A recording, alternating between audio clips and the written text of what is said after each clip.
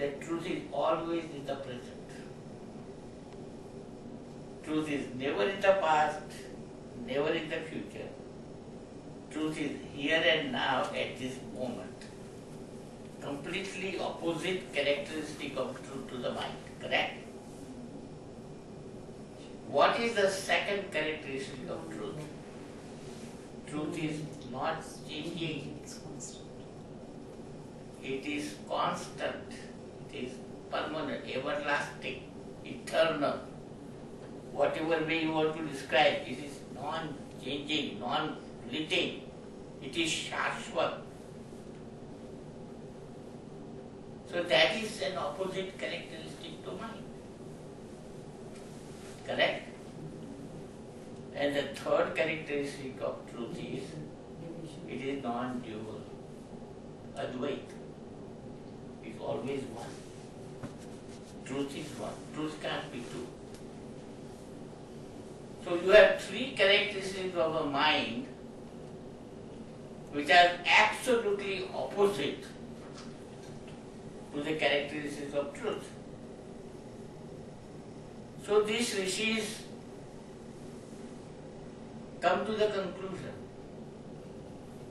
that mind may be a good vehicle to understand and explain the mysteries of the outer universe, the material world. It is good instrument for science which wants to discover the material world's mysteries, because material world is exactly like mind. Mind is an absolutely perfect vehicle to explain the outer material world's characteristics and discoveries. But mind is totally incapable of and impotent of understanding truth. Because the three characteristics of mind are diametrically opposed to the characteristics of truth. So then there is the question, 5,000 years ago, then how do you know truth? How, if mind is not the vehicle of realizing this truth or knowing this truth, then how would you know it? And they said, only way is to transcend the mind. You cannot know truth through mind. You have to find a way to transcend the mind, step out of the mind, be away from the mind, create that gap that I have been talking about. And that is where the meditation comes about. Meditation is a technique which uses mind to get out of mind. It uses mind to get out of the mind, which Zen calls no mind, which Kabir calls Lomani Avastha. But it is a big step. It takes time to get out of it. But the beauty is that even for a second if you can do that, then it becomes permanent. You know, you fall down 1,000 times before you ride a bike. But once you ride a bike, you never forget. So more than a science, more than an art, if you ask me to define meditation, it's a knack. It's a knack. Once you know how to for a second, you will be able to achieve that technique. But you have to try. You have to try. And look at this point from this point of view. a very simple meditation technique that Buddha used. And he became enlightened by this technique is Vipassana. Now what is Vipassana? Buddha just said, you concentrate your eyes and watch your breath. Do nothing. Watch your incoming breath and watch it going out. Now many people have used many other terminologies to describe meditation. Some people say, chant mantras.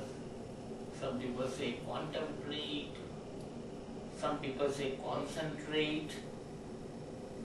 All these, chanting of mantras, concentration, contemplation. Remember, they are all mind activities. They are all mind activities. And meditation has nothing to do with mind activities. It is totally a state of no mind. It totally so concentration, contemplation, chanting of mantra, that is nothing to do. It is all mind phenomenon. You have to get out of that. That's meditation simply means Zen as a meditation. Okay, Zen as a meditation. It is called Zazen. What is Zazen? Zazen says you sit.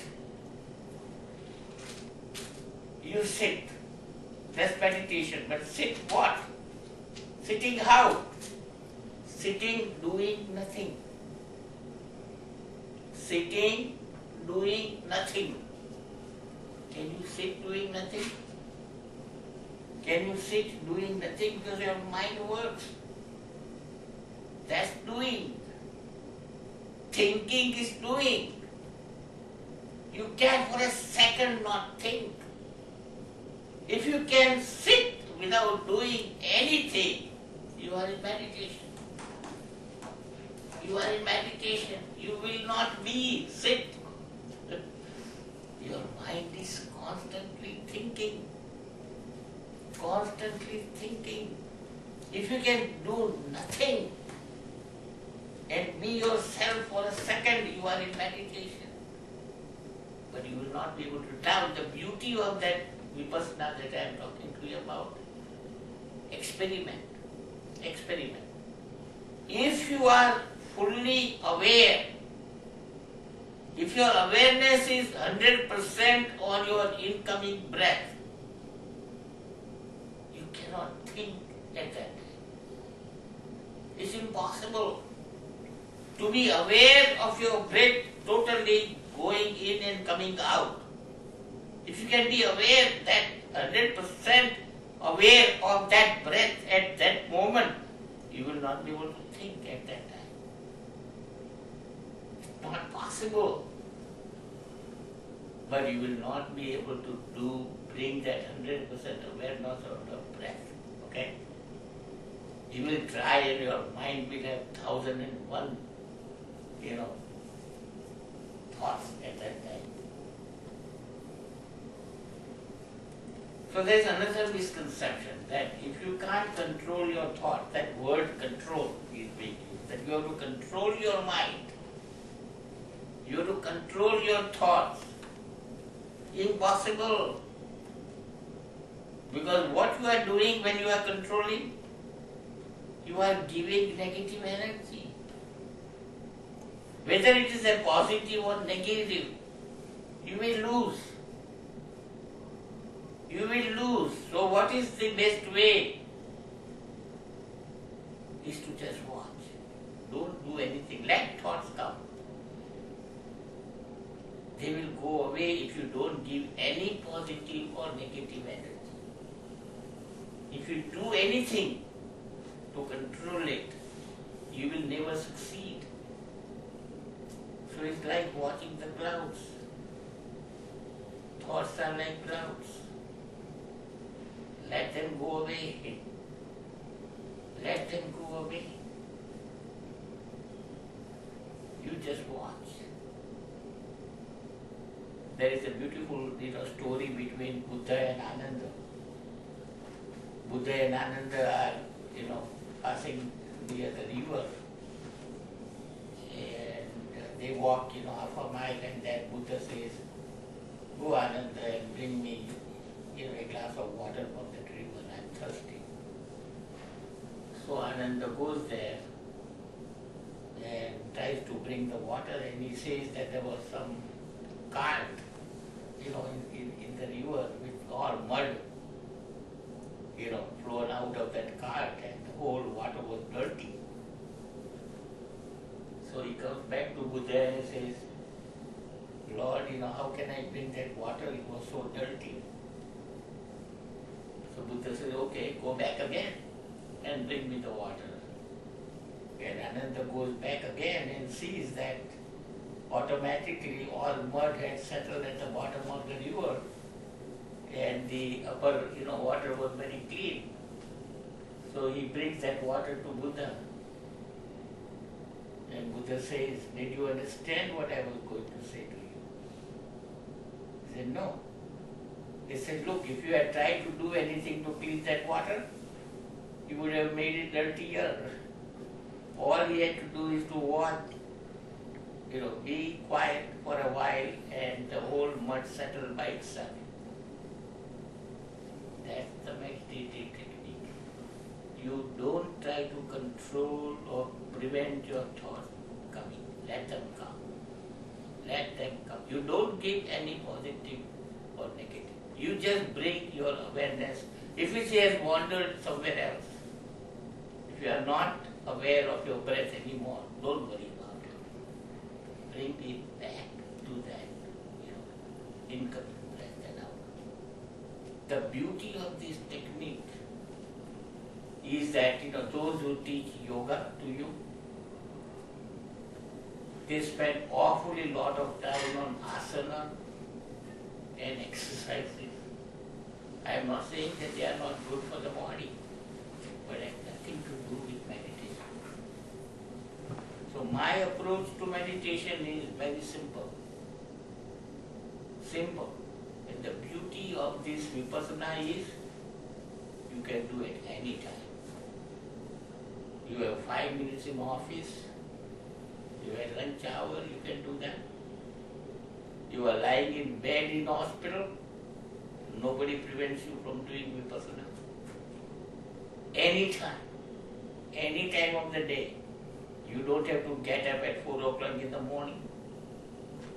Any time, any way, anywhere. People may not be even aware that you are doing it, and you can bring your awareness to your breath. And miracles have happened out of this simple technique.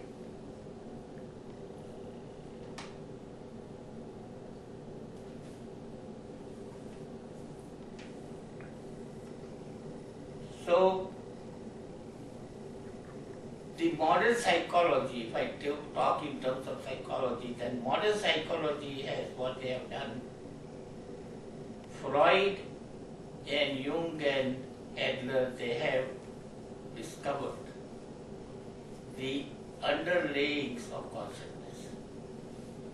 That is, Freud says that there is not only your consciousness, but there is a subconscious and unconscious.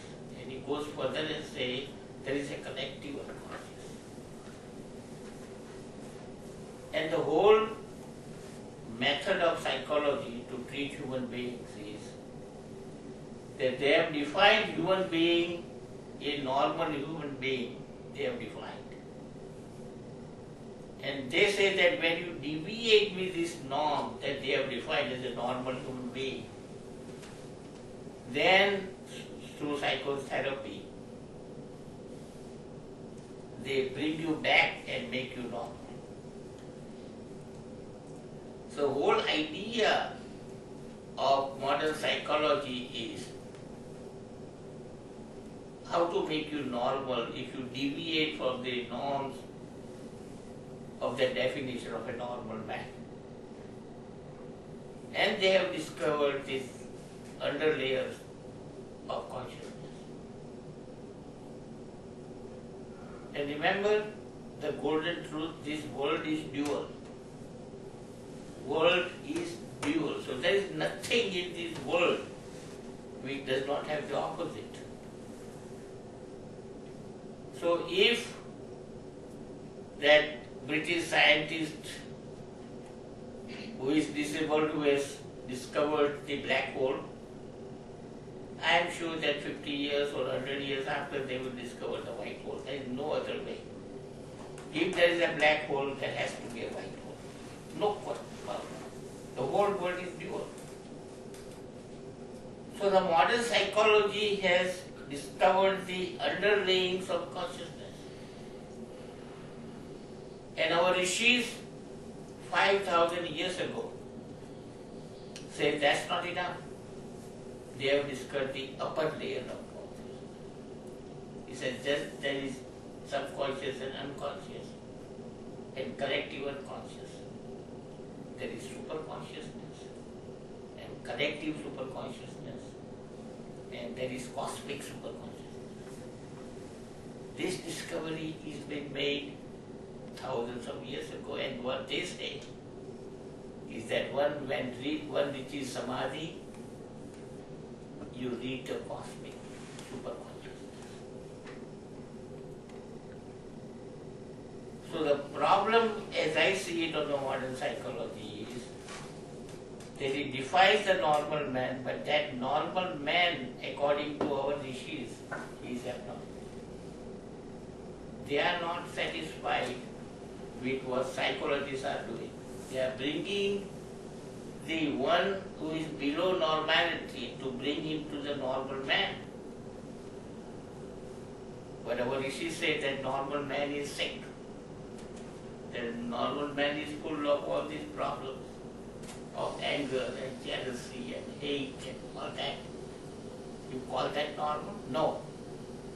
The real human being is one who reaches to these upper layers of consciousness, not the under layers of that consciousness.